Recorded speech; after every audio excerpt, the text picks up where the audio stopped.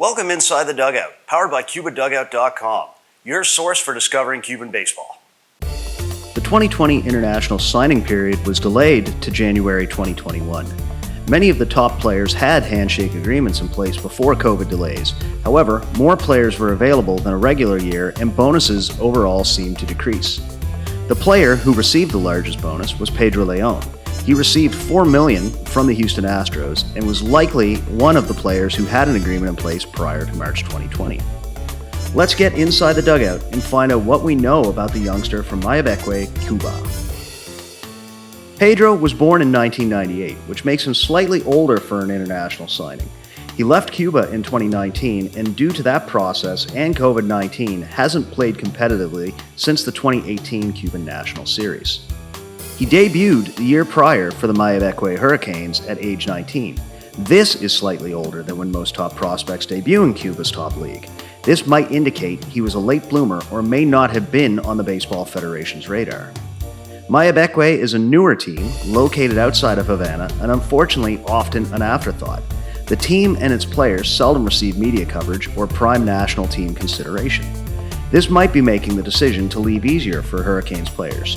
Adrian Morejon, León, and Jason Martinez have all left in recent years after short, obscure stints with the former La Havana.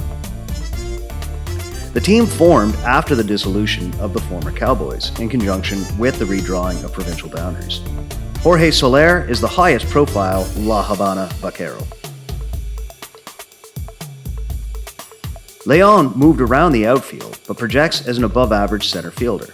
He bats right and throws right. Astros scout Charlie Gonzalez described León's hitting as such. At the plate, the 22-year-old León has a short and compact swing. He doesn't swing and miss much, and he shows power potential to all fields. He's also a plus runner with base-stealing potential. On defense, León has the tools to stay in center field and displays a strong and accurate arm. Pedro León projects to be an everyday center fielder and a rapid mover to the big leagues. His best tool is his arm, grading out at 80 on the 20/80 scale. Does that foretell a move to right field? Organizational need will likely dictate this. Gauging offensive production in the Cuban National Series is harder than ever due to the erosion of pitching talent. In a small sample of 245 at-bats, León hit .359 with a .420 on-base percentage while slugging .678. This is impressive for a 20-year-old, but for reference, in 2020, the top 20 league batters all hit .340 or better. The most intriguing number is the 21 home runs he hit in those 245 at-bats. This is really driven by his breakout 2018 season when he swatted 15 home runs in 128 at-bats. Styler Hernandez led the league with 19 round trippers in 336 at-bats. The Cuban National Series structure is a two-phase season. The league has 16 teams, but at the 45-game mark, the top 6 teams advance to the second phase. 4 reinforcements are selected per team. Mayabeque didn't qualify during that 2018 season, and strangely, León wasn't selected as a reinforcement, or else he may have run away with the home run crown.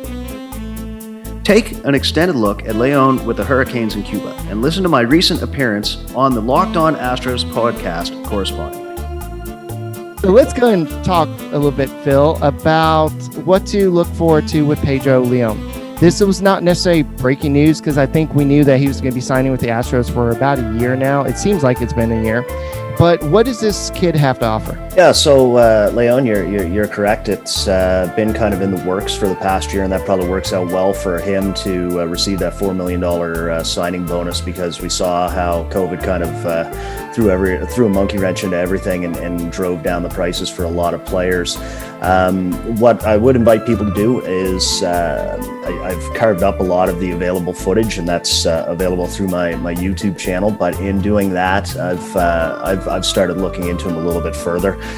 The only caveat with that is that the footage is close to 2 years old now, and that's what we're seeing with a lot of the players, a lot of the guys that have made the jump. Unfortunately, because of the state of the world where it is, we're kind of left in limbo over the past year or so.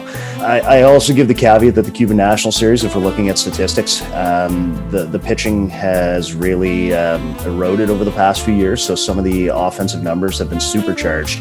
However, as I said with an Alvarez before, as a kid that made an early debut and put up some solid numbers, we can see that with León, that basically in his first full year, hit 15 home runs in just under 200 at bats. So that power appears real.